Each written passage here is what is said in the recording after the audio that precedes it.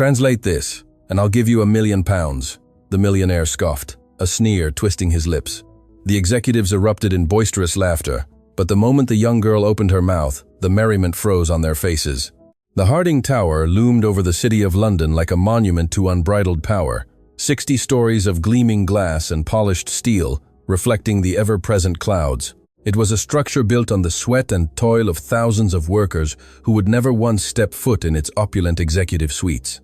On the topmost floor, where the very air seemed more exclusive, and the custom-woven carpets cost more than entire family homes, a scene unfolded that would irrevocably alter destinies. Lily Evans' hands were icy cold, not from the perfectly calibrated air conditioning that maintained the meeting room's pristine temperature, but from the raw terror coursing through every vein in her body. She stood in the middle of a room full of people who stared at her as if she were a smudge on their designer loafers.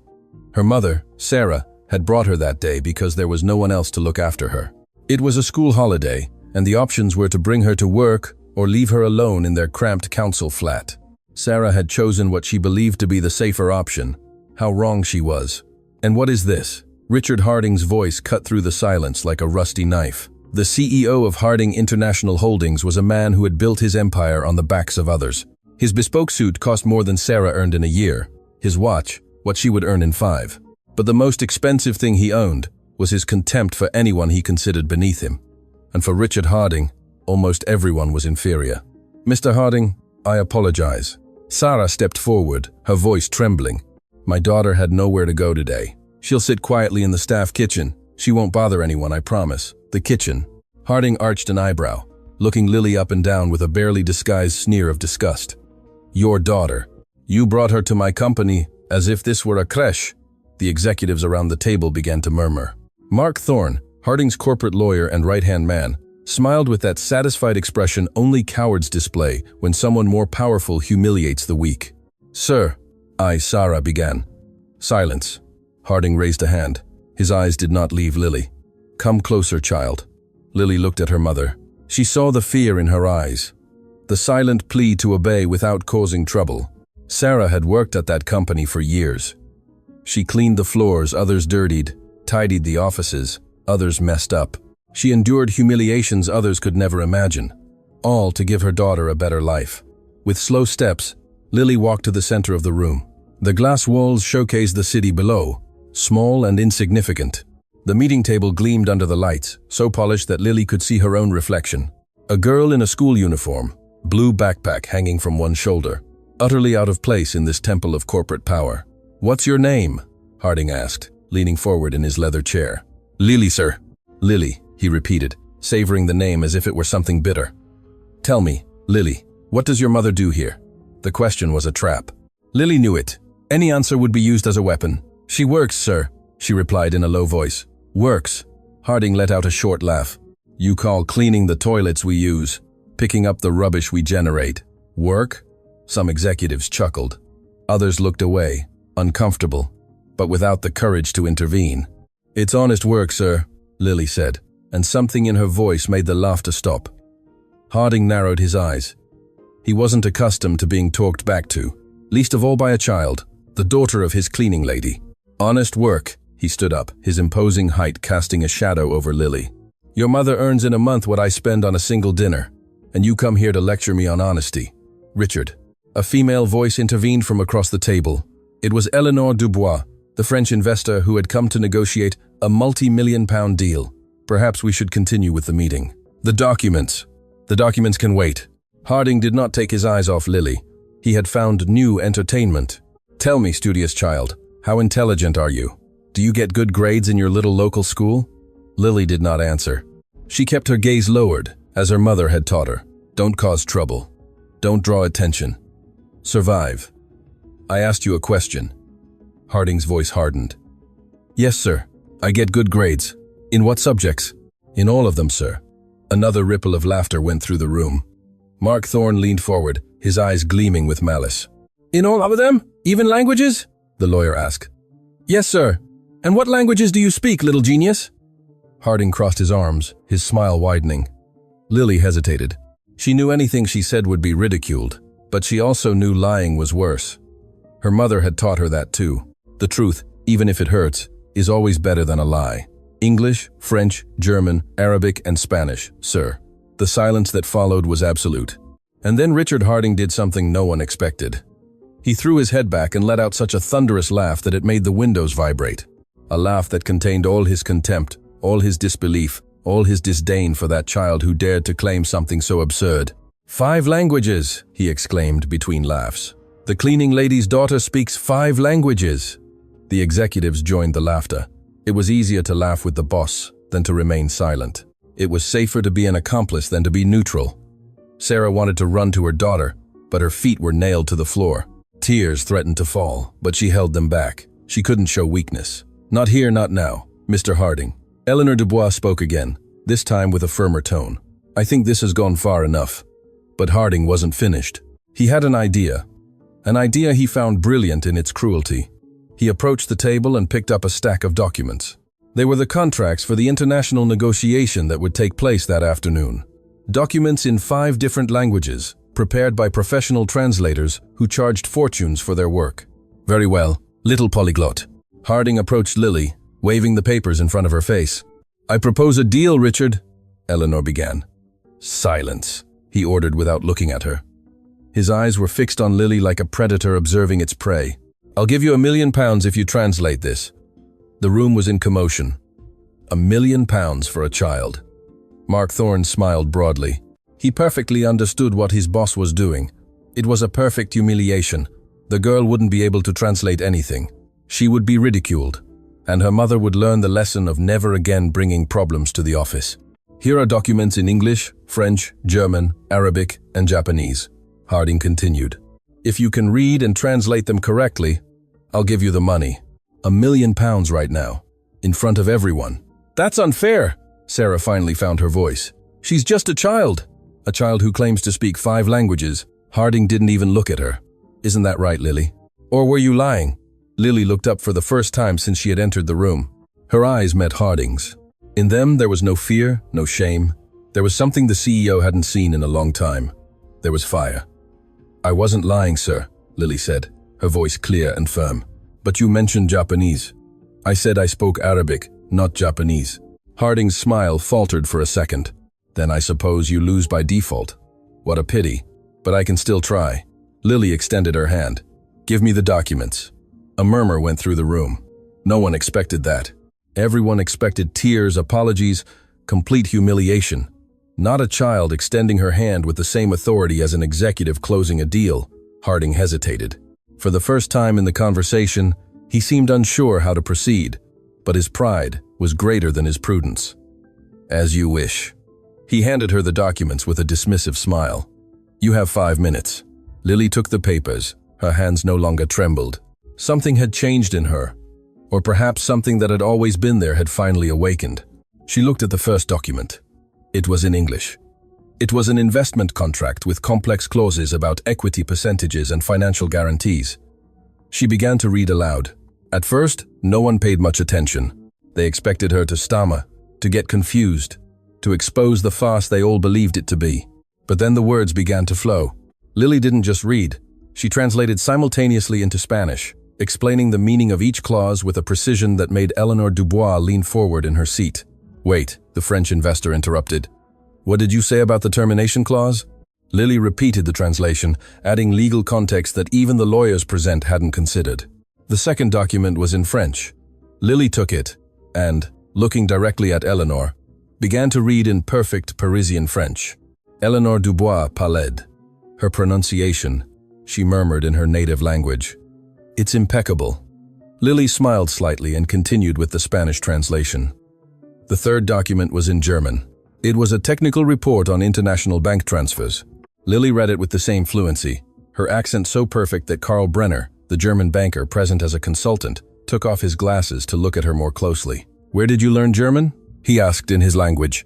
My neighbor was German, sir, Lily replied. Also in German. She taught me from a very young age. She used to say that words are bridges between worlds. The fourth document was in Arabic. It was a letter of intent from Omar al-Rashid, the businessman, who would negotiate via video conference that afternoon. Lily took the paper and began to read the Arabic characters from right to left, her voice adopting the particular cadence of that ancient language. Omar al-Rashid, who was connected by video conference to observe the preliminary meeting, rose from his seat in his office, thousands of miles away. "Who is this child?" he asked in Arabic. "The cleaning lady's daughter," Lily replied in the same language without taking her eyes off the document. "And your letter is very well written, Mr. Al-Rashid, especially the paragraph about the importance of trust in business." The room was in complete silence. Richard Harding had stopped smiling. His face had transformed into a mask of disbelief that slowly tinged with something more dangerous: humiliation. Only one document remained, the one in Japanese, the language Lily had admitted not knowing. Harding saw his opportunity. "The last one," he said, regaining some of his composure. "Japanese. You said you don't speak it. I suppose that's where your little act ends." Lily looked at the document. The Japanese characters looked back at her like an impossible riddle. She felt the weight of all eyes on her. She felt her mother's hope. She felt Harding's contempt. She felt the astonishment of the international investors. And then, she did something no one expected. She walked over to where Yuki Tanaka, the Japanese executive, was sitting. She bowed respectfully, as she had seen done in educational videos, and spoke. "Tanaka-san, I don't speak Japanese, but I've studied your country's culture for years. I know that in Japan, admitting what you don't know is as important as demonstrating what you do know. I humbly ask you to teach me to read this document. Not today, but someday." The silence that followed was different from all the previous ones. Yuki Tanaka slowly stood up. Her eyes shone with something that could have been admiration, or perhaps something deeper. "In Japan," she said in English with a soft accent, "we have a word, gambaru. It means to strive your utmost, never give up, give your all, even if the outcome is uncertain." She looked at Harding with an expression that made the CEO take a step back. "This child has just shown more gambaru than any executive I've met in 20 years of business." Eleanor Dubois stood up as well. "I completely agree. What I just witnessed is extraordinary." Carl Brenner nodded. "I've never seen anything like it." Omar Al-Rashid from the screen spoke in English with a grave voice. "Mr. Harding, you promised £1 million. The child translated 4 out of 5 documents perfectly. I'd say she exceeded expectations." Harding looked around. The allies he expected to have had turned against him. The humiliation he had planned for a child now fell upon his own shoulders. "This is ridiculous." His voice trembled with contained fury. "It was a joke. Obviously, I'm not going to give £1 million to a brat." "A joke?" Eleanor Dubois repeated slowly. "Humiliating a child in front of international investors seems amusing to you, Mr. Harding? This is my company." Harding slammed the table. "I decide what's amusing and what's not." Mark Thorne tried to intervene. "Perhaps we should take a break." "Nobody asked for your opinion!" Harding yelled at his own lawyer. Lily remained standing in the center of the room, holding the documents against her chest. She looked at her mother, who was crying silently near the door. Tears of pride mixed with fear for what would come next, because they both knew the truth. Harding would not forgive this humiliation. No matter what the investors thought, no matter what was right or fair, revenge would come. It was only a matter of time. But at that moment, as the afternoon sun streamed through the windows and bathed the room in golden light, Lily Evans had achieved something no one believed possible. She had made a giant tremble. And that, although she didn't know it yet, was just the beginning, because somewhere in that glass and steel tower, someone else had been watching, someone who knew secrets that would change everything. And that someone had just found exactly what they had been looking for years. The consequences came faster than Sarah had feared. That same evening, as mother and daughter walked towards their small flat on the outskirts of the city, Sarah's phone rang. The number was from the company. Her heart stopped before she answered. "Mrs. Evans." The voice on the other end was cold, professional. "Human resources here. You are informed that your services will no longer be required at Harding International Holdings. You can come tomorrow to collect your final pay." The call disconnected before Sarah could respond. Lily watched as her mother's face crumpled, as tears began to fall, as her shoulders slumped under an invisible but crushing weight. "Mum." Lily reached out her hand. "Don't say anything," Sarah whispered. "Please, not now." They walked the rest of the way in silence, a silence that weighed more than any words. Lily felt the knot in her throat growing with each step. She had caused this. Her moment of bravery had destroyed her family's only source of income. The flat greeted them with its usual darkness. Sarah didn't turn on the lights. She sat in the only dining chair and buried her head in her hands. 15 years, she murmured. 15 years working there. enduring everything. And in one day, it's all over. "Mum, I didn't mean to. I know you didn't mean to." Sarah raised her voice for the first time. Her eyes gleamed with tears and something else, something Lily had never seen in her. Desperation. "But now we have nothing, Lily. Do you understand? Nothing. The rent is due in 2 weeks. I have no savings. I have no other job waiting for me. What are we going to do?" Lily had no answer. She stood in the middle of the small living room, feeling every word from her mother pierce her chest like ice needles. "I should have kept quiet," she finally said. "I should have let him mock me." And then Sarah took a deep breath, trying to regain her composure. "No, darling, what you did was brave. It was incredible. But in this world, the brave don't always win. Sometimes, the powerful simply crush those who dare to challenge them. That's not fair." "No, it's not." The silence returned, heavier than before. Lily approached her mother and hugged her. Sarah sobbed against her daughter's shoulder, letting out all the fear and frustration she had held in for hours. For years, if she was honest.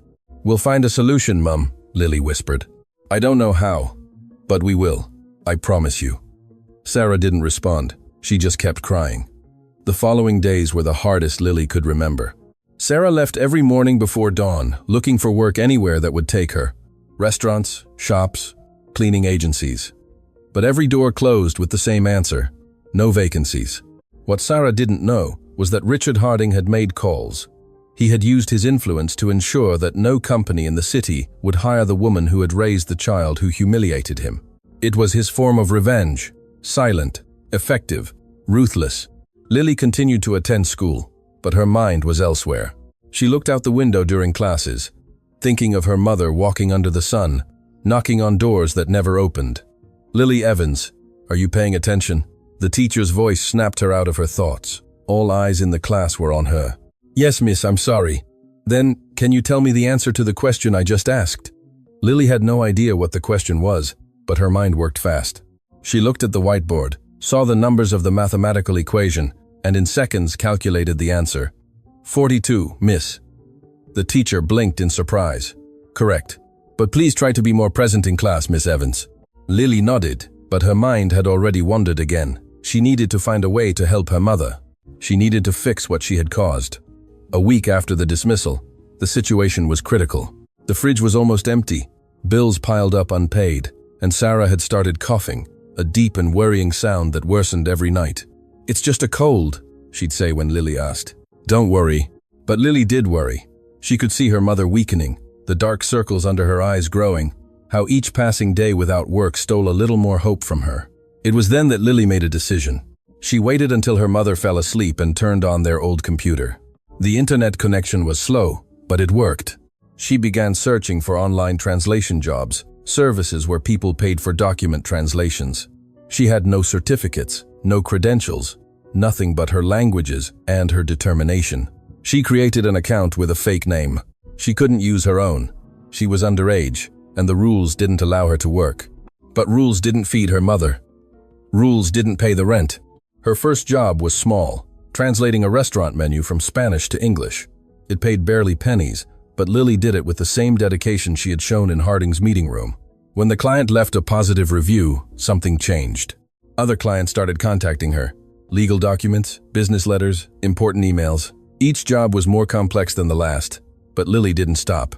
She worked until the early hours when her mother slept. She woke up early to go to school. She slept only a few hours, but every penny she earned went directly into an account she had managed to open with borrowed documents from an adult neighbor who owed her mother favors. Weeks passed. Sarah noticed changes she couldn't explain. The fridge had food, bills appeared paid, but when she asked, Lily only said she'd found coins in the street or that a neighbor had given them groceries. "Lily," Sarah confronted her one evening, "I need you to tell me the truth. Where's the money coming from?" Lily hesitated. She hated lying to her mother, but she also knew that if she told her the truth, Sarah would forbid her to continue. And then, what would they eat? "I'm doing small jobs," she finally said, "helping classmates with homework. Nothing bad, Mom, I promise." Sarah looked at her for a long moment. Her mother's eyes knew there was more, but they also knew her daughter was trying to help in the only way she knew how. "Promise me you're not doing anything dangerous." "I promise." It was a half promise. Working to exhaustion was dangerous. Falsifying her age to work was illegal. But Lily convinced herself it was necessary, that the end justified the means. How wrong she was. The call came a month after the dismissal. Lily was in class when the head teacher entered the room with a grave expression. "Lily Evans, I need you to come with me." Murmurs filled the classroom as Lily stood up. She walked behind the head teacher down corridors that suddenly seemed longer, more threatening. In the head teacher's office, two people waited, a man and a woman, both with professional expressions that revealed nothing. "Lily, these are from social services," the head teacher explained. "They have some questions for you." "No!" Lily's heart sank. "Miss Evans," the man spoke in a neutral voice, "we've received an anonymous report about your family situation. It claims you are working illegally and that your mother has no employment or means to support you." "That's not," Lily began. "We also received documentation suggesting you've been using false identities to operate on online work platforms," the woman added. "Is that true?" Lily felt the world closing in around her. Someone had reported her, someone who knew exactly what she was doing. It had to be Harding. His revenge hadn't ended with her mother's dismissal. He had waited, he had watched, and now he was attacking where it hurt most. "We need to speak with your mother," the man continued. "And depending on what we find, we may need to consider alternative care options." "Alternative care?" Lily felt the air leave her lungs. "You want to take me from my mum?" "No one wants that," the woman said, but her voice wasn't convincing. "We just want to ensure you're in a safe environment." "My mother is the safest person in the world." Lily felt tears threatening to fall, but she held them back with all her willpower. "She has sacrificed everything for me, everything. And if I made mistakes, it was to help her, not because she forced me." "We understand it's a difficult situation," the man said, "but we have procedures to follow." Sarah arrived at the school 30 minutes later. When she entered the office and saw the officials, her face paled. When she heard the accusations, her eyes filled with tears. When she understood they could take her daughter away, something in her broke. "Please," she pleaded, in a broken voice. "My daughter was only trying to help me. It's my fault. All my fault. Punish me, not her." "Mrs. Evans, we are not here to punish anyone," the woman said. "We are here to assess the situation. The situation is that I lost my job unfairly." Sarah raised her voice for the first time. "I was fired because my daughter proved to be smarter than the most powerful man in that company. And since then that man has made sure to destroy our lives. He's the one who should be investigated, not us." "Madam, we understand you're upset. You don't understand anything." Sarah was sobbing now. "You don't understand what it's like to walk the streets looking for work while your child goes hungry. You don't understand what it's like to see your little girl stay up until the early hours trying to save us. You don't understand anything." Lily went to her mother and hugged her. Both were crying now, clinging to each other, as if the world was trying to tear them apart. And in a way, it was. "We're going to need to visit your home," the man said finally. "And we want to interview Lily separately. It's standard procedure." "You're not separating me from my daughter," Sarah said with a fierce determination that cut through her tears. "No one is talking about separation yet," the woman tried to calm the situation. "We are only yet," Sarah repeated the word as if it were poison. "Did you hear that, Lily? Yet, as if it's inevitable. As if they've already decided." "Mum," Lily whispered. "Everything's going to be all right. We're going to show them we're a family, that we look after each other. They'll see the truth." "The truth," Sarah murmured bitterly. "The truth is, we poor people don't have truth. We only have the story the rich decide to tell about us." The separate interview was the longest hour of Lily's life. They asked her questions about her mother, about her home, about their meals, about her dreams, about her fears. Every answer was analyzed, noted, judged. "Has your mother ever hurt you?" "Never. My mother is the gentlest person alive." "Do you feel safe at home?" "I feel safe because I'm with her." "Why did you start working online?" Lily hesitated before answering. She knew the truth could make things worse, but she also knew lies had brought her here. "Because my mother was getting sick from looking for work she couldn't find, because we had nothing to eat, because I was the only one who could do something, and languages are all I have." "Did you know it was illegal?" "I knew it was necessary." The social worker looked at her for a long moment. There was something in her eyes Lily couldn't decipher. Compassion, judgment, both. "Lily, do you know who made the anonymous report about your family?" "I think so." "Who?" "Richard Harding. The man who fired my mother. The man who promised to give me £1 million if I translated documents, and then mocked me when I did." The social worker took note. That's a serious accusation. It's the truth. When they were finally allowed to reunite, mother and daughter hugged as if they hadn't seen each other in years. "They're not going to separate us," Lily whispered in her mother's ear. "I won't let them, my brave girl." Sarah kissed her forehead. "My little warrior." But as they left the school, neither of them noticed the vehicle parked across the street, nor the man watching them with a satisfied smile. Mark Thorne rolled down his window and dialed a number on his phone. "Mr. Harding, everything went as planned. The authorities are involved. It's only a matter of time before the girl ends up in the care system." Harding's voice sounded pleased on the other end of the line. "Excellent. No one humiliates me and gets away with it. Absolutely no one. What about the mother? She's already destroyed, jobless, penniless, and soon without her daughter. It's enough punishment for now. And if anyone discovers our involvement?" Harding chuckled softly. "Who's going to believe a cleaning lady about the actions of one of the most powerful men in the country? Nobody. That's the privilege of power, Mark. We can do whatever we want." And the world simply looks away. The call disconnected.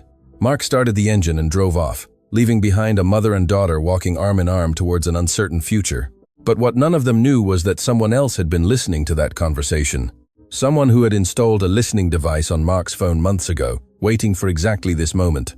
Someone who knew all of Richard Harding's secrets, and that someone had just decided it was time to act because in the shadows of the Harding Tower, a storm was about to break.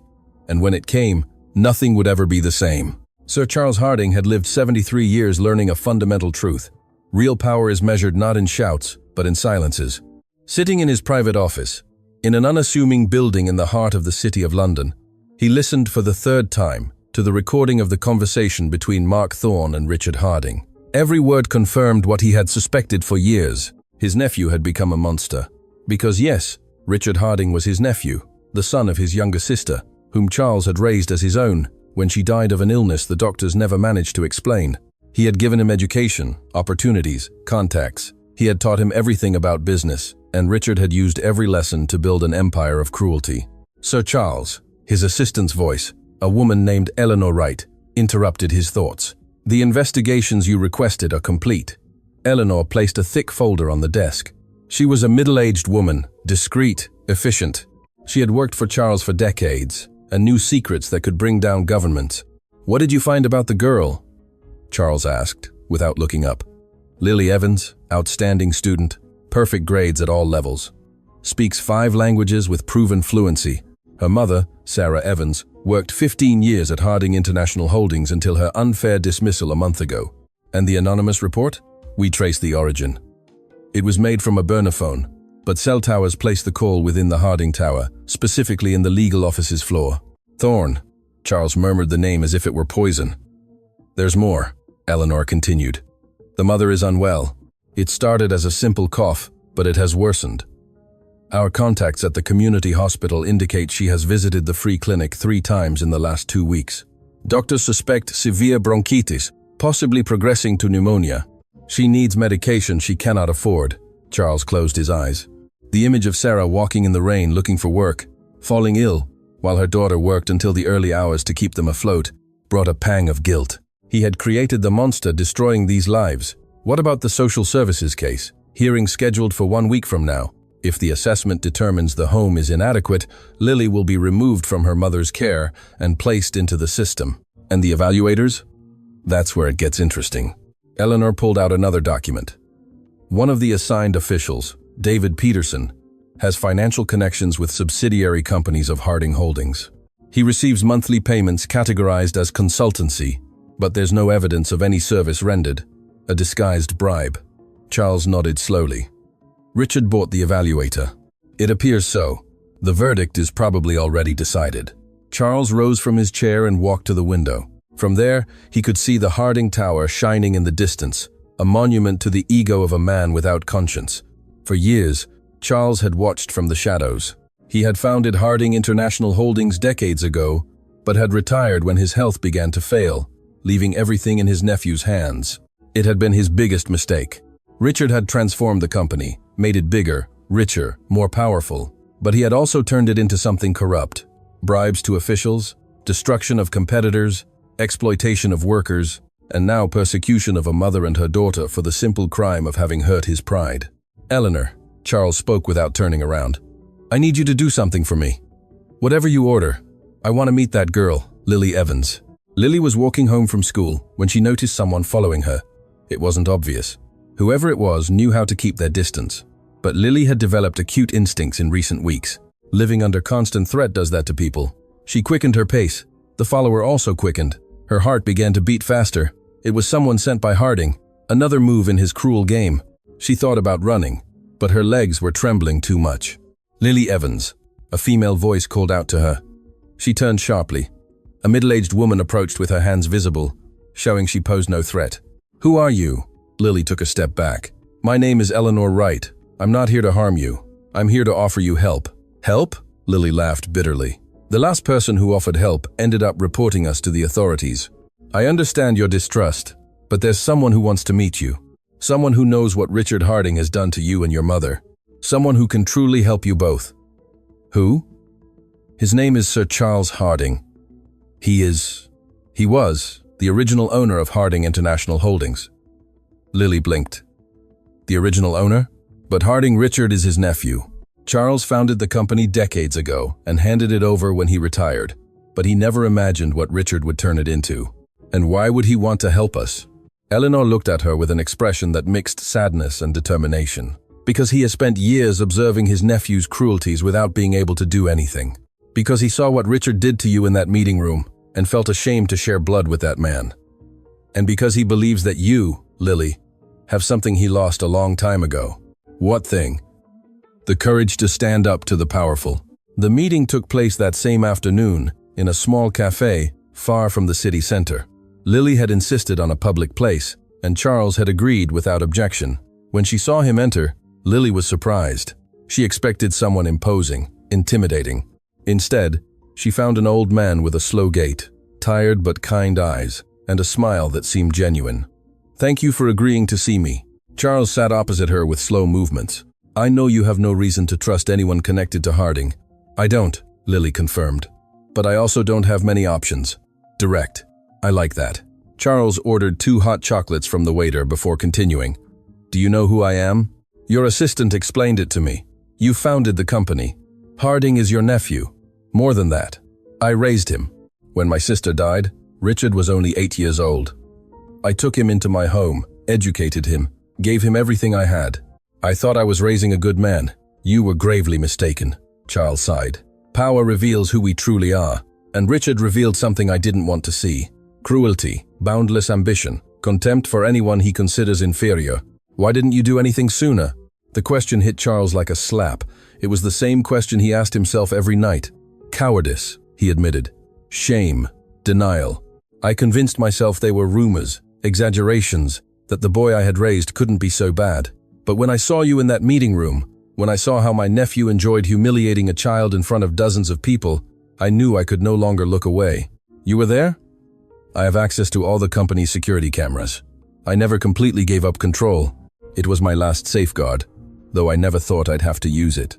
Lily processed the information. "So, you saw everything. Everything. I saw how you translated those documents with a skill that professionals would take years to develop. I saw how you stood up to a man who has destroyed careers with a snap of his fingers. I saw how, when the Japanese document came, you had the wisdom to admit what you didn't know and the humility to ask to be taught." His eyes welled up slightly. "I saw an extraordinary child being treated like dirt by a man who doesn't deserve to clean her shoes." The hot chocolate arrived. Lily wrapped her hands around the cup, absorbing the warmth. "What do you want from me?" she finally asked. "I want to help you and your mother." "How?" Charles pulled an envelope from his jacket. "Here is enough money to pay for your mother's medical treatment. I know she's unwell. I know she needs medication you cannot afford." Lily looked at the envelope, but did not touch it. "And in return?" "Nothing. No one gives something for nothing." Charles smiled with genuine admiration. "You're right. There's always a motive. Mine is redemption. I've spent years allowing my nephew to destroy lives while I silently counted my coins. Helping you won't erase my sins, but perhaps it can prevent me from committing more. There's something else." Lily looked him directly in the eyes. "You want something more than to feel better about yourself." Charles was silent for a long moment. Finally, he nodded. "I want to stop Richard, not just for what he did to you, but for everything he has done for years. The bribes, the manipulations, the lives he has ruined. But I cannot do it alone. I need someone I can trust, someone who has no price, someone Richard would never see coming. Me? Lily almost laughed. I'm a child. I have no power, no money, I have nothing. You have something more valuable than all that. You have truth, your story, your talent, your courage. The world is already starting to hear about you. The investors who were at that meeting haven't stopped talking about the girl who humiliated Harding in his own boardroom. Talk. Eleanor Dubois, the French investor, cancelled all her negotiations with Harding Holdings. Omar Al-Rashid did the same. Carl Brenner is reconsidering his involvement, and Yuki Tanaka published an article in a Japanese business magazine about the importance of recognizing talent regardless of its origin. Lily felt something strange in her chest. Hope, pride, she wasn't sure. And what do you want me to do? For now, nothing. I just want you to accept my help, to allow me to pay for your mother's treatment, to let me protect you both from what's coming. What's coming? Charles's expression darkened. The social services hearing.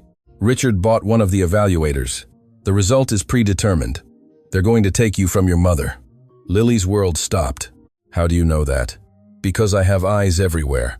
And because I know my nephew. He won't rest until he completely destroys you. Tears threatened to fall, but Lily held them back. She wouldn't cry. Not here. Not now. Can you stop him? I can try, but I need time, and I need you to trust me. Lily looked at the envelope on the table. She thought of her mother coughing every night, getting worse every day. She thought of the hearing approaching like an inevitable storm. She thought of all the doors that had closed, of all the hopes that had died, and she thought of something her mother always told her.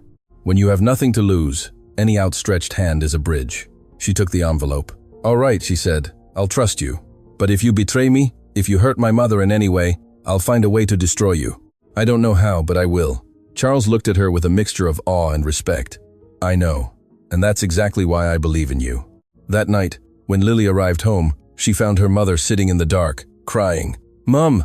Lily ran to her. What happened? Sarah held up a crumpled paper. It was an official letter from social services. They moved up the hearing. Her voice was barely a whisper. It's the day after tomorrow. They say they have enough evidence to determine our home is inadequate. Lily felt the ground disappear beneath her feet. Charles had said he needed time, but time had run out. Mum, listen to me. She took her mother's hands in hers. I met someone today. Someone who wants to help us. Someone who has the power to confront Harding. Who? The man who founded his company. His own uncle. Sarah looked at her with disbelief. Harding's uncle? And you believe him? I don't know if I believe him. But we have to try. It's our only chance. Sarah's cough interrupted the conversation. It was deep, painful, and this time it was accompanied by something that made Lily's heart stop. Blood. On the handkerchief her mother used to cover her mouth were bloodstains. Mum, it's nothing. Sarah tried to hide the handkerchief. It's just... Don't lie to me! Lily cried with tears streaming down her cheeks. How long has this been happening? Sarah didn't answer. She didn't need to. Her eyes said it all. We're going to the hospital now. We can't afford it. Lily pulled out the envelope Charles had given her. She opened it. Inside was more money than they had seen in years. Now we can. In the emergency room of St. Thomas's Hospital, while doctors examined Sarah, Lily made a call. Sir Charles, it's Lily. My mother is very ill. And they moved up the hearing. It's the day after tomorrow. Charles's voice sounded tense on the other end. They're speeding everything up. Richard must suspect something. What do we do? There was a long pause. Then, Charles spoke with renewed determination. Get ready, Lily, because we're going to do something my nephew would never expect. What? We're going to tell the truth, the whole truth, in front of the whole world. The waiting room of St. Thomas's Hospital smelled of disinfectant and desperation. Lily had spent the entire night sitting in a plastic chair, watching the clock tick by second, unable to sleep, unable to think of anything else but her mother behind those white doors. The doctors had confirmed the worst. Severe pneumonia. Sarah needed immediate hospitalization, expensive medication, and above all, absolute rest. Weeks of walking in the rain looking for work, sleepless nights worrying about her daughter, and the constant stress of living under threat had destroyed her immune system. She's strong, doctor. Harriet Shaw had said, a woman with compassionate eyes, who seemed genuinely concerned, but she needs to stay here for at least a week. If the infection reaches her lungs completely, we could be talking about something much more serious. A week. The hearing was in 2 days. Lily felt that the universe was conspiring against them. Every time they found a small glimmer of hope, a new darkness appeared to extinguish it. Her phone vibrated. It was a message from Eleanor Wright. "Sir Charles needs to see you. It's urgent. Sending address." Lily looked towards the room where her mother slept, connected to machines that monitored every beat of her heart. She didn't want to leave her alone, but she also couldn't do nothing while her world crumbled. She asked a nurse to keep an eye on her mother and left the hospital. The address led her to an old building in an area of the city Lily didn't know.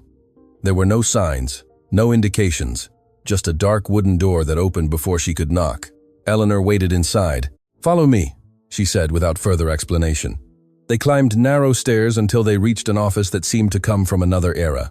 Books covered the walls from floor to ceiling. Ancient maps hung in gilded frames. And in the center, seated behind a solid oak desk, Sir Charles Harding reviewed documents with a grave expression, but he was not alone.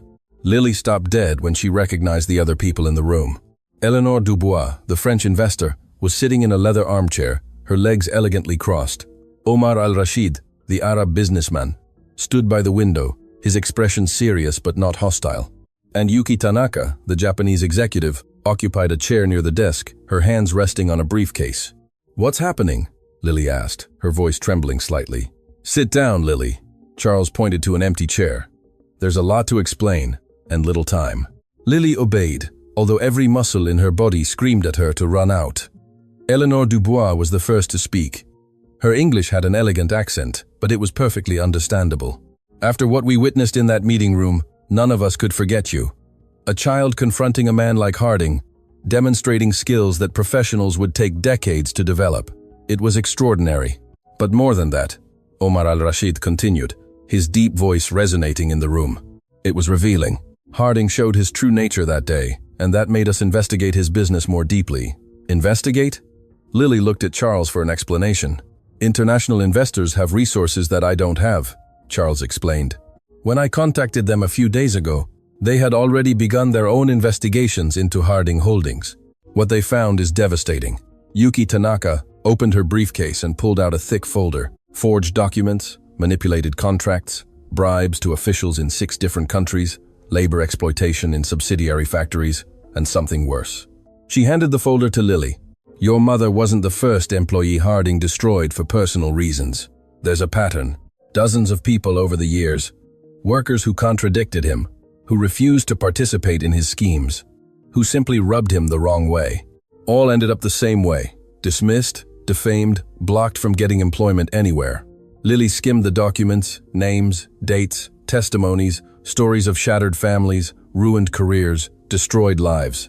Her mother was just the latest victim of a monster who had operated with impunity for years. "Why didn't anyone do anything sooner?" she asked in a broken voice. "Because power protects power," Eleanor replied bitterly. "Harding has connections in government, in the media, in the judicial system. Anyone who tried to expose him was silenced before they could speak. But now there are many of us. And we have something Harding didn't expect," Omar added. "What? You?" Charles leaned forward. "Your story has gone viral, Lily. The video from the meeting room was leaked online 3 days ago." "What?" Lily felt the air leave her lungs. "How?" "I leaked it," Charles admitted without remorse. "It was a calculated risk. I knew Harding would accelerate his revenge, but I also knew the world needed to see who my nephew truly is." Eleanor turned on a screen on the wall. The video showed exactly what Lily remembered. Harding, laughing at her, the £1,000,000 challenge, her demonstration in 4 languages, the humility with Japanese.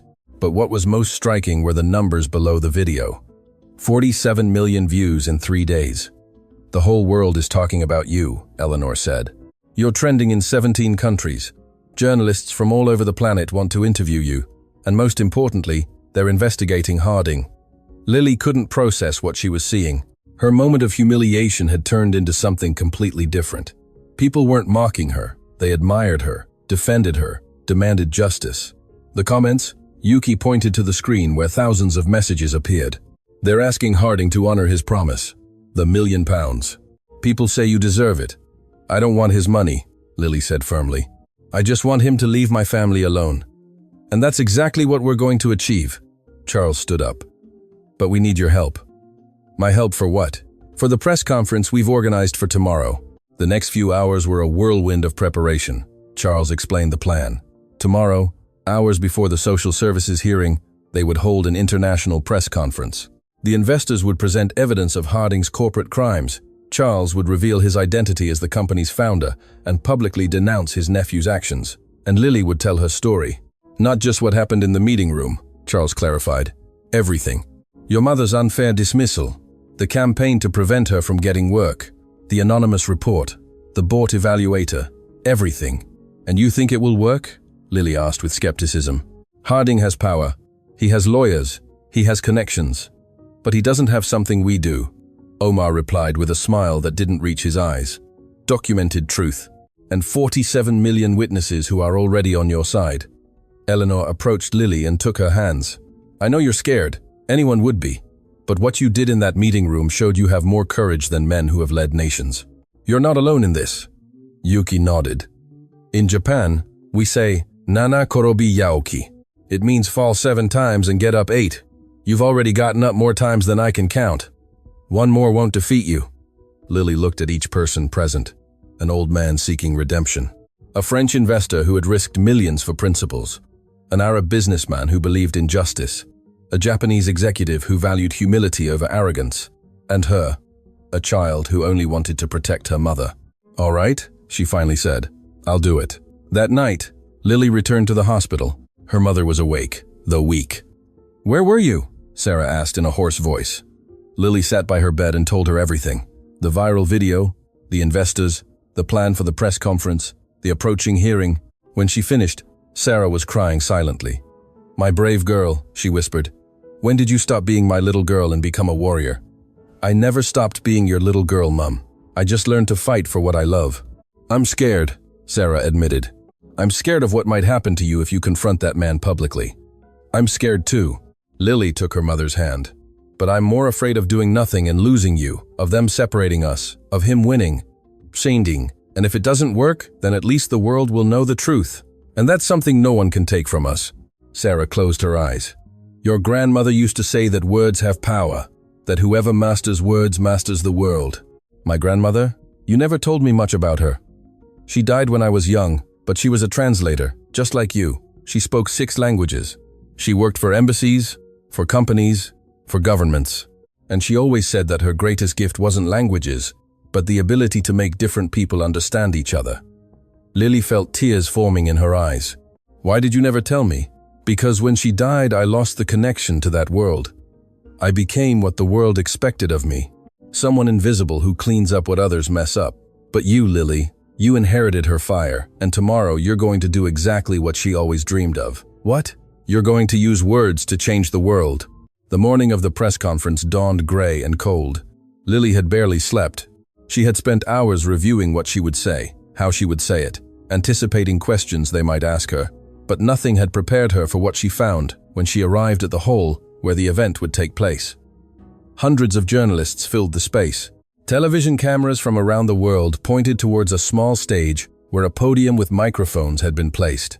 Outside, Eleanor informed her, thousands of people had gathered, many with signs that read, "Justice for Lily and Harding must pay. The world is watching." Charles told her as they walked towards the stage. Are you ready? No, Lily admitted, but I'm going to do it anyway. The conference began with Charles introducing himself. He revealed his identity as the founder of Harding Holdings and publicly denounced his nephew's actions. The journalists erupted in questions, but Charles remained calm, presenting document after document as evidence. Then came the investors. Eleanor spoke about financial irregularities. Omar revealed the international bribes. Yuki presented testimonies from former employees who had suffered the same fate as Sarah. And finally, it was Lily's turn. She walked to the podium with trembling legs, but a voice that refused to crack. She looked at the cameras, imagined the millions of eyes watching her from all over the world, and began to speak. My name is Lily Evans. I am 11 years old.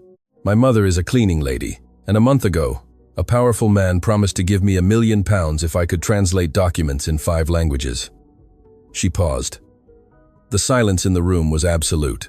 I translated 4 out of 5, perfectly. The 5th was Japanese, a language I don't know, but instead of lying, I admitted my limitation and asked to learn. Do you know what that man did? He laughed.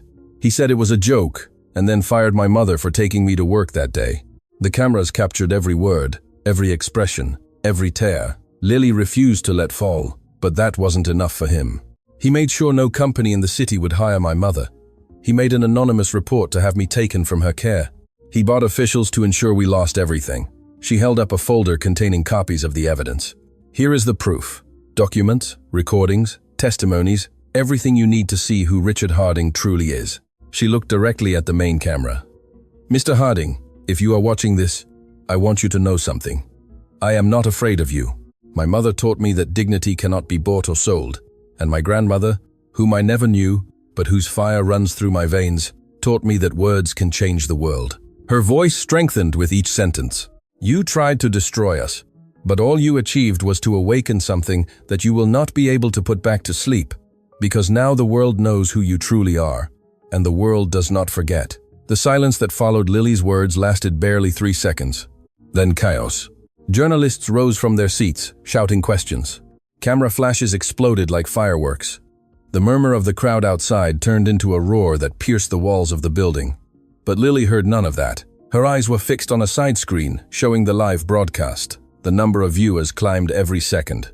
1 million, 2 million, 5 million. People from all over the world were witnessing this moment. Charles approached the podium and took control.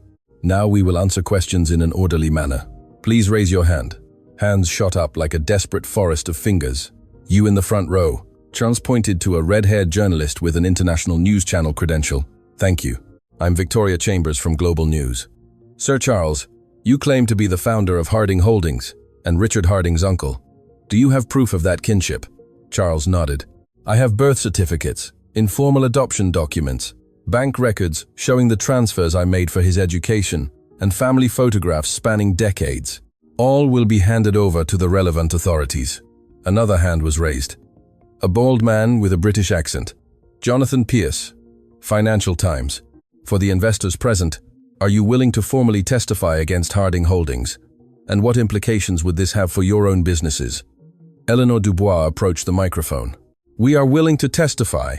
As for the implications, we will lose money, a lot of money. But there are things more important than profit. Integrity is one of them. Omar al-Rashid added, in my culture, honor is worth more than gold. What we witnessed in that meeting room was the dishonor of a man who believes money protects him from everything. He was wrong. The questions continued for almost an hour, about the documents, about the testimonies, about Harding's pattern of behavior. Each answer was another stone in the wall, being built around the CEO's empire. Finally, a young journalist timidly raised her hand. This question is for Lily. How did you learn so many languages at such a young age? Lily looked at the journalist. It was the first question addressed specifically to her since her initial statement. My mother worked all day, she began. When I was little, I spent a lot of time alone. The neighbors in our building came from different countries. Misus. Ingrid from Germany taught me her language while she looked after me. Mr. Ahmad from Syria told me stories in Arabic while his wife cooked for us. Madame Colette, an elderly French woman who lived on the 3rd floor, read me poetry in her language every afternoon. She paused, remembering faces she hadn't seen in years. To them, I wasn't the cleaning lady's daughter. I was simply Lily, a curious child who asked many questions.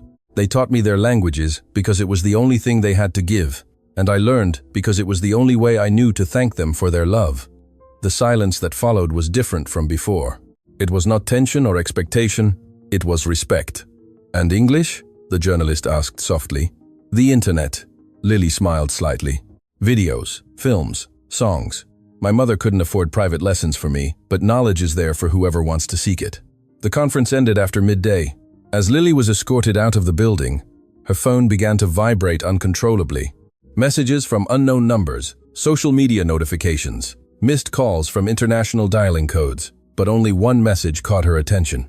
It was from Dr. Harriet Shaw at the hospital. Your mother woke up. She's asking for you. Come when you can.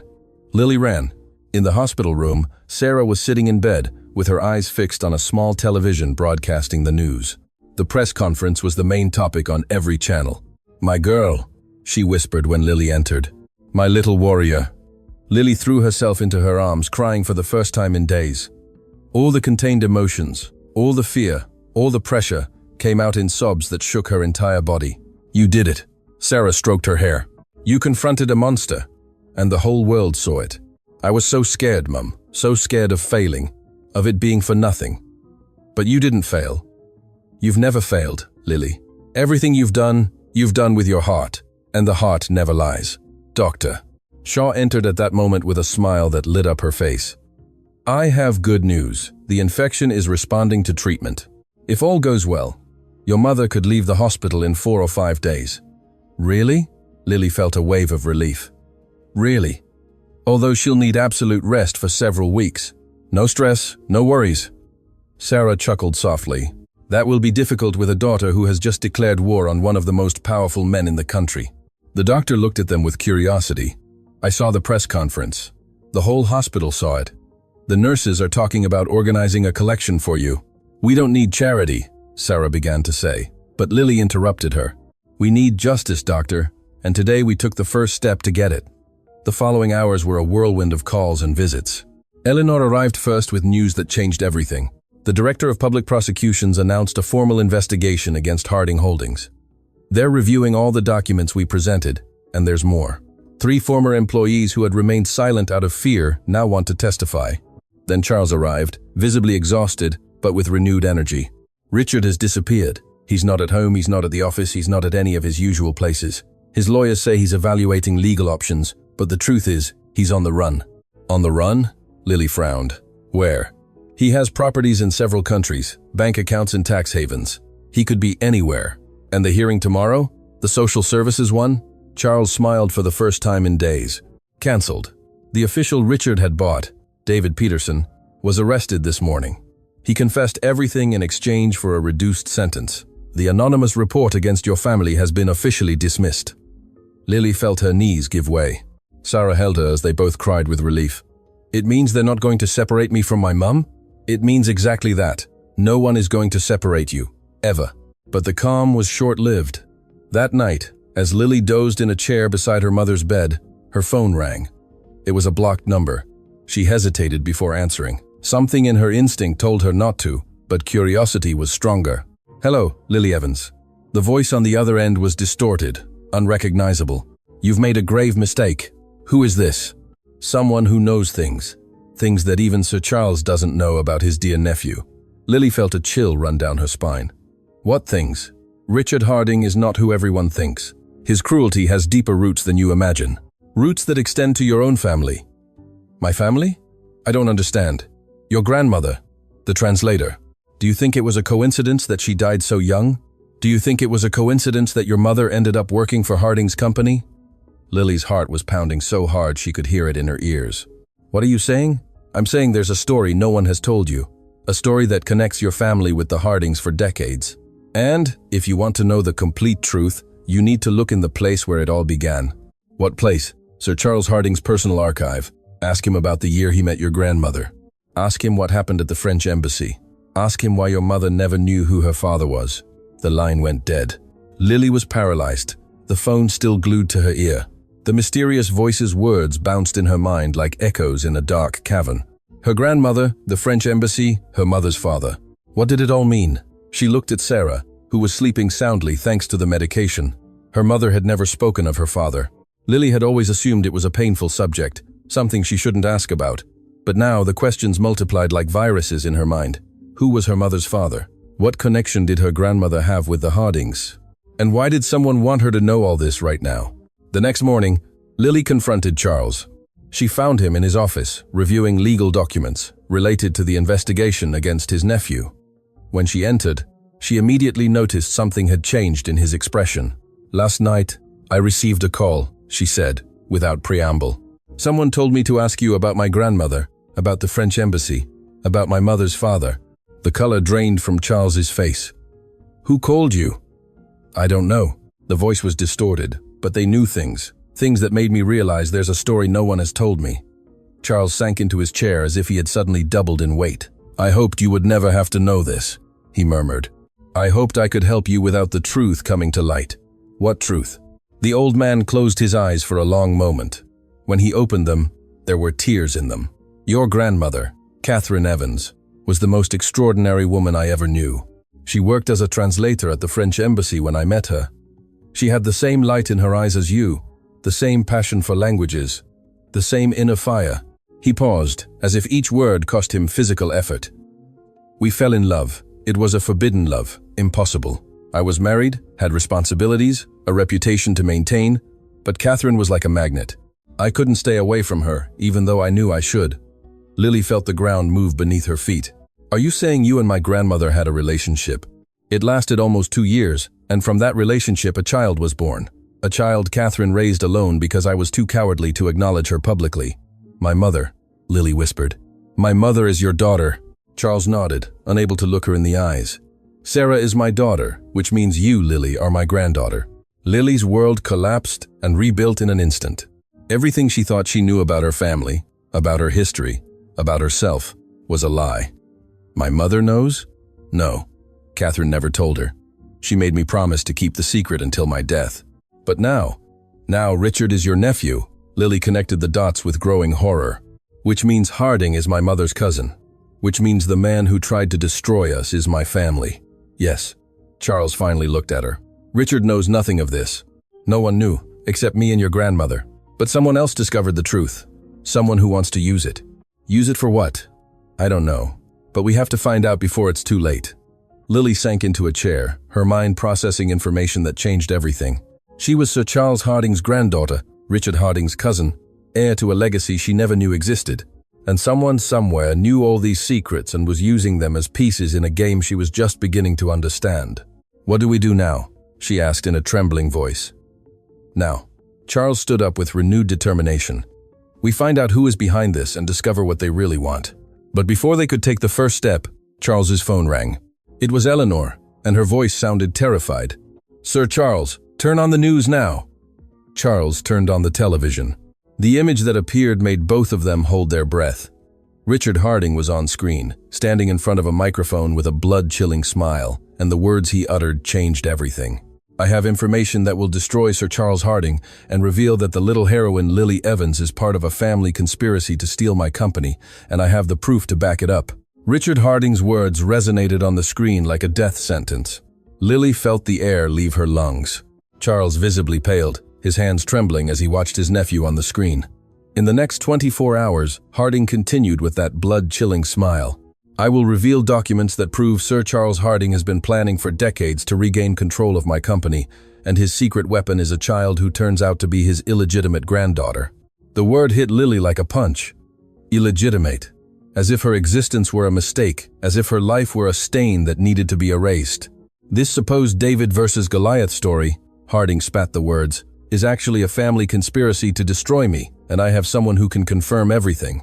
The camera moved, revealing a person sitting next to Harding. Mark Thorne, the lawyer who had been his right-hand man, the man who had executed every cruel order, every ruthless revenge. Now he was there, with a nerve but determined expression. Mr. Thorne, Harding addressed him. Tell the world what you know. Mark cleared his throat. For years I worked alongside Sir Charles before he retired. I witnessed private conversations where he expressed his intention to regain the company when the time was right. He mentioned a secret daughter he would one day use as a legitimate heir. Lily looked at Charles with horror. Is that true? No. Charles vehemently denied it. Mark is lying. He never worked with me directly. He was hired by Richard years after my retirement. Then why is he saying those things? Because Richard has him trapped. Mark knows too much about my nephew's real crimes. If he doesn't cooperate, he'll go to prison with him. On the screen, Harding continued his performance. Tomorrow at 10 a.m., in the same place where this child put on her media circus, I will present all the evidence. The world will see who the Hardings and the Evanses really are. A family of liars and manipulators. The broadcast ended. The silence in Charles' office was deafening. We have to do something. Lily broke the silence. We can't let him lie about us. What he says has no legal basis. Charles tried to stay calm, but his voice trembled. There are no documents proving a conspiracy because there is no conspiracy, but the public damage is already done. Eleanor intervened.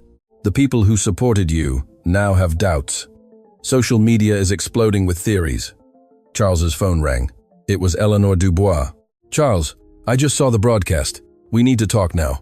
Half an hour later, the investors were gathered again in the office. Their expressions mixed concern and determination. Harding's accusation is ridiculous. Omar al-Rashid spoke first. Anyone who saw the original video knows that child wasn't acting. Her talent is genuine. But Harding has something, Eleanor pointed out pragmatically. He wouldn't make such a statement without having some kind of evidence, even if fabricated. Fabricated? Lily asked. Fake documents, Yuki Tanaka explained. In the corporate world, it's more common than you imagine. Papers are created that look legitimate, but are completely invented. And how do we prove they're fake? That's the problem, Eleanor sighed. Proving something is fake is much harder than proving something is true. Lily's phone vibrated. A message from a blocked number. If you want the truth about Mark Thorne, look him up in the Bar Council's closed cases archive. Case number 2847. Not everything is as it seems. Lily showed the message to the others. It's the same person who called me last night, she said. Who knows about my grandmother and my family? Someone is helping us from the shadows? Charles frowned. But who? It doesn't matter who it is right now. Eleanor was already at her computer. What matters is if the information is real. She typed quickly, accessing databases Lily didn't know existed. Here it is. Eleanor turned the screen. Case 2847 from the Bar Council. Mark Thorne was investigated years ago for document forgery in a civil case. The investigation was closed due to lack of evidence, but the file mentions something interesting. What? Everyone asked in unison. The original complainant was threatened and withdrew the charges. Guess who legally represented the accused party? Harding Holdings. Richard, Charles murmured. Exactly. Mark has been forging documents for Harding for years, and now he's doing the same against us. Night fell over the city. While the group worked frantically, Lily knew she had to return to the hospital to her mother. But she also knew that if they didn't stop Harding now, everything they had achieved would crumble. I need to go see my mom, she finally said. She doesn't know anything about what's happening. Go, Charles nodded. We will continue working. Tomorrow, we will need all our strength. Sir Charles. Lily stopped at the door. My mother doesn't know that you are her father. When are you going to tell her? The old man lowered his gaze. When all this is over. I don't want her to have any more worries now. She deserves to know the truth.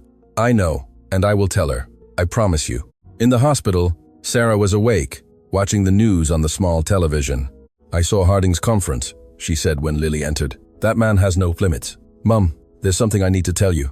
Lily sat next to her mother and told her everything. About Charles, about Catherine, about the secret that had remained hidden for decades. With each word, Sarah's face went through different emotions. Surprise, disbelief, pain, confusion. Sir Charles Harding is my father. Her voice was barely a whisper. Yes, Mum. You are his daughter, and I am his granddaughter. And Harding is your cousin, and mine too. Sarah closed her eyes. Tears began to fall silently down her cheeks. My mother never told me anything, she murmured. Whenever I asked about my father, she changed the subject. She said some secrets were better left unknown. Are you angry? Sarah opened her eyes and looked at her daughter. I don't know what I feel. All my life I thought I was nobody's child, that my father simply didn't want me. And now I discover he's one of the richest men in the country, who watched us for years without saying anything. He was scared, Mum. Scared of ruining Grandma's memory, scared of complicating your life. And that justifies it? Decades of silence while we struggled to survive? Lily had no answer. She understood her mother's rage. She also understood Charles's reasons, but understanding didn't mean accepting. I want to see him, Sarah said suddenly. Now, before dawn, before that monster Harding tries to destroy what little we have left. Charles arrived at the hospital an hour later. Lily waited outside the room, giving them privacy. Through the closed door, she could hear voices. First calm, then more intense, then sobs. The conversation lasted almost 2 hours. When Charles finally left, his eyes were red from crying. He seemed to have aged 10 years in one night. How is she? Lily asked. Angry, hurt, confused. Charles leaned against the wall. She has every right to feel that way. I stole her opportunity to know her father. I stole a life that could have been different. Did she forgive you? I don't know, he said. She said she needs time. But she also said something that gave me hope. What? She said that despite everything, she's proud of you, of the woman you've become, and that if I had anything to do with that, even indirectly, then perhaps there's some good amidst so much error. Lily felt tears forming in her eyes. She entered the room and found her mother looking out the window. Mum. Sarah turned. Her face showed the traces of tears. But there was something else, something Lily recognized, because she had seen it in the mirror many times. Determination. We're going to put an end to this," Sarah said in a firm voice. "That man, Harding, is my cousin, my own blood, and he has dedicated his life to destroying innocent people, including us. Mum, you're unwell. You need to rest. I'll rest when this is over. Right now, my place is by your side. The doctors won't let you out. Then we'll leave without them seeing us." Sarah smiled for the first time in days. "Do you think only you inherited your grandmother's fire?" Dawn found an improbable group gathered in Charles's office. Sarah, pale but determined, sat in an armchair with a blanket over her shoulders. Lily beside her, holding her hand. Charles, facing them with an expression of astonishment at seeing the daughter he never knew facing the battle alongside him. The investors occupied the rest of the room, each contributing resources and contacts. And in the center of the table, a screen showed the discovery that would change everything. "We found the origin of the mysterious call," Eleanor announced. "You won't believe who it is." The image on the screen showed a face everyone recognized. She was a middle-aged woman with features that were strangely familiar. "Her name is Charlotte Harding," Eleanor explained. "She's Richard Harding's younger sister, and apparently she's been collecting evidence against her own brother for years." "Harding has a sister?" Lily couldn't believe it. "A sister he practically erased from existence," Charles murmured, recognizing the face. "Charlotte. The last time I saw her, she was barely a teenager. Richard sent her away when he took control of the company. He said it was for her own good, but the truth is, she was always my parents' favorite. He couldn't stand it. And now she's helping us?" "Apparently yes, Eleanor. Can you contact her?" "I already have. She's on her way." Charlotte Harding arrived 30 minutes before Harding's press conference. When she entered the office, Lily immediately noticed the family resemblance. The same eyes as Charles, the same upright posture. But where Harding radiated cruelty, Charlotte emanated a deep sadness mixed with resolve. "Uncle Charles," was the first thing she said. "It's been a long time. Too long." Charles approached and hugged her. "Why did you never contact me?" "Because Richard threatened me," she said. "He said if I ever tried to get close to the family, he would destroy everything I loved. But I have nothing left to lose. And when I saw what he did to this child, I knew it was time to act." She looked at Lily with a mixture of admiration and pain. "You are brave, braver than any of us. You confronted my brother when everyone else looked away. What do you have for us?" Lily was direct. "Harding's conference starts in less than an hour." Charlotte pulled a hard drive from her bag. 23 years of evidence. Recordings, documents, testimonies, everything you need to prove that the documents my brother will present today are fake, and much more. "How did you get all this?" "Because Richard never considered me a threat. I was just his weak sister, the one who had been banished and forgotten. It never occurred to him that I was watching, waiting, collecting every mistake he made." Charlotte connected the drive to the computer. Folders appeared on the screen. "Here's the proof that Mark Thorne's documents were created just 3 days ago. The metadata doesn't lie. And here," she opened another folder, "are the original recordings of the meetings where Richard ordered every act of revenge against his enemies, including the campaign against Sarah Evans." Sarah leaned forward, her eyes fixed on the screen. "You have recordings of him ordering my destruction?" "I have recordings of everything. My brother never learned to be careful because he never believed anyone would dare to challenge him." Charlotte looked at everyone present. "Richard took my family, my inheritance, my life. Today I am finally going to reclaim some of what I lost." "What thing?" Lily asked. "My dignity, and the justice that so many deserve." The conference hall was packed. Journalists from around the world occupied every available seat. Television cameras broadcast live to over 100 countries. Outside, thousands of people had gathered, many with signs that read, "Justice for Lily, and the world is watching." Richard Harding entered first, flanked by Mark Thorne and an army of lawyers. His arrogant smile exuded the confidence of someone who believes they have won before the battle even begins. "Ladies and gentlemen," he began from the podium, "today I will reveal the truth about the most elaborate conspiracy this city has ever witnessed." He held up a thick folder. "Here I have documents that prove Sir Charles Harding planned for decades to regain my company, using a child as a media weapon. A child who turns out to be his illegitimate granddaughter, the product of a secret relationship with an employee." Murmurs filled the room. "Mark Thorne, my legal advisor, witnessed these conspiracies and is willing to testify under oath." Mark approached the microphone, but before he could speak, the doors of the hall burst open. Lily entered first. Behind her, Sarah walked with a firm step despite her weakness. Charles followed her, along with the international investors, and closing the group, a woman who made Harding's face lose all color. Charlotte Montero. Charlotte. Harding's voice trembled for the first time. What are you doing here?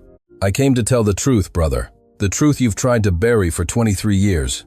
Charlotte walked to the podium with the same authority with which her brother had occupied it moments before. My name is Charlotte Harding. I am Richard Harding's younger sister, and for over 2 decades I have documented every crime, every lie, every life my brother has destroyed. She connected the hard drive to the main screen in the hall. These documents my brother just showed were created 3 days ago. Digital metadata confirms it. They are fake, fabricated by Mark Thorne, who has a documented history of forgery. The screen showed the evidence. Creation dates, digital records, irrefutable proof. But that's not all, Charlotte continued. Here are the real recordings, the conversations where Richard ordered the destruction of Sarah Evans simply because her daughter humiliated him by demonstrating a talent he could never buy. Harding's voice filled the hall, clear and unmistakable. I want that woman to never work anywhere in this city again, and I want the child to end up in the system, so they learn what it means to defy me. The journalists erupted in questions. Camera flashes lit up the room like lightning. Harding backed away, his face transforming from arrogance to panic. That's manipulated, he shouted. It's a conspiracy. The only conspiracy here is yours. Charles stepped forward. For years I watched you destroy lives while I remained silent. That silence ends today. He looked at Sarah, who nodded slightly. Sarah Evans is my daughter. Lily Evans is my granddaughter. And yes, for decades I kept that secret out of cowardice. But I never ever conspired to regain a company. All I wanted was to protect my family from a monster I myself helped to create. Mark Thorne, seeing the ship sinking, made a desperate decision. I can explain everything. He approached the microphone. Harding forced me to lie. He threatened to destroy me if I didn't cooperate. I have evidence of his other crimes no one knows about yet. Shut up. Harding lunged at his former ally, but security guards stopped him. At that moment, federal agents entered the hall. Richard Harding, the lead agent, spoke in a clear voice. You are arrested for corporate fraud, bribery of public officials, document forgery, and conspiracy. You have the right to remain silent. As he was handcuffed, Harding looked at Lily with pure hatred. This isn't over, he hissed. I have resources. I have connections. I'll be back. Lily looked at him without fear. No, Mr. Harding, you won't be back. Because now the world knows who you truly are, and the world doesn't forget. The following months were a period of rebuilding. Harding Holdings was thoroughly investigated. Decades of corruption, bribery, and destroyed lives were uncovered. Richard was sentenced to 25 years in prison. Mark Thorne, in exchange for his cooperation, received a reduced sentence, but lost his license to practice law forever. Harding's confiscated assets were used to compensate all victims of his abuses. Dozens of families that had been destroyed like Lily's finally received justice, and the £1 million Harding had promised as a cruel joke was ordered by the court as official compensation for Lily Evans. I don't want his money, Lily had said when she was informed. Then use it for good, Charles suggested, and she did. The Catherine Evans Foundation opened its doors 6 months after the trial. Named in honor of her grandmother, the foundation was dedicated to identifying and supporting talented young people without resources. Boys and girls with extraordinary abilities, but no opportunities, exactly as Lily had been. Eleanor Dubois, Omar Al-Rashid, and Yuki Tanaka became principal sponsors. Charlotte Harding donated her share of the family inheritance to fund educational scholarships, and Charles, finally reconciled with his daughter Sarah, dedicated his last years to working alongside his granddaughter. Sarah fully recovered from her illness. The best doctors, paid with funds they could finally afford, treated her until her health was stronger than ever. She now worked as the foundation's coordinator, helping other mothers facing the same struggles she had survived. Mum, Lily asked her one afternoon while reviewing scholarship applications. Did you forgive Sir Charles? Sarah smiled softly. Forgiveness isn't a moment, darling, it's a process. But every day I see him trying to make amends. Every day I see him loving you as the grandfather he always should have been. That process moves a little further. And someday, you'll call him Dad? Perhaps when I'm ready, when he's ready, when we both have healed enough.